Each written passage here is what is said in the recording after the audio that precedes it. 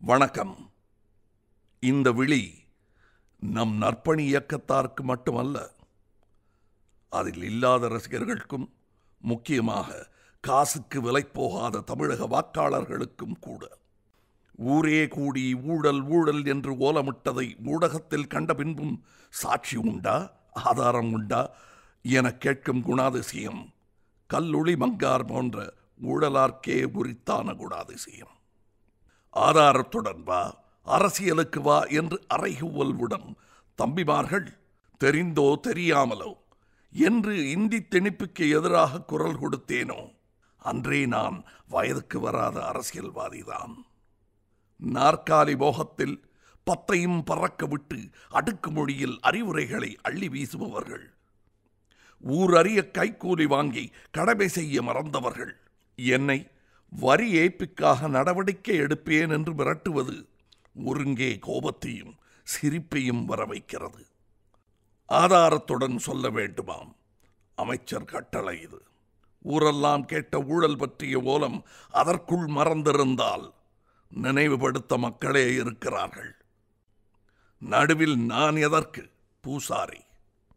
இந்த அறிக்கையை அமைச்சர் கேட்டுக்கொண்டதனால் ஆதாரங்களை மக்களே இணையதளங்களில் அல்லது உங்கள் வசதிக்கேற்ற ஊடகங்களின் மூலம் சம்பந்தப்பட்ட துறை அமைச்சர்களுக்கு அனுப்பி வைக்கவும்.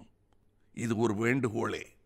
நீங்கள் இவ்வரசின் காலத்தில் ஊழலால் அனுபவித்த இன்னல்களை விளக்கி கேள்வியுடன் செய்தி அனுப்புங்கள். எக்காரணம் கொண்டும் மரியாதை குறையாமல் இருக்கட்டும் உங்கள் கேள்விகளில். தற்கால அமைச்சர்களை விட மாண்பு மிக்கவர் மக்கள் என்று அவர்கள் புரிந்து கொள்ளட்டும்.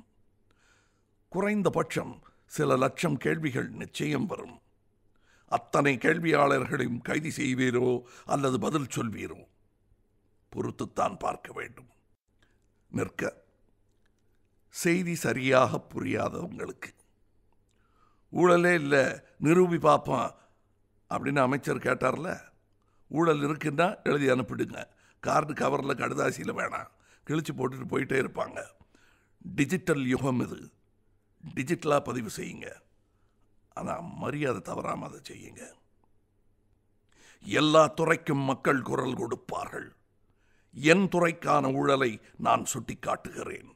சினிமாவில் வரி விலக்கு அளிக்கிறேன் பேர் வழி என்று ஒவ்வொரு படத்திற்கும் தனிச்சான்றிதழ் வழங்க நடக்கும் லஞ்ச நாடகங்களுக்கு என்னைப் போல வெகு சிலரை தவிர மற்றவரெல்லாம் பயந்து உடந்தையாயிருக்கின்றனர்.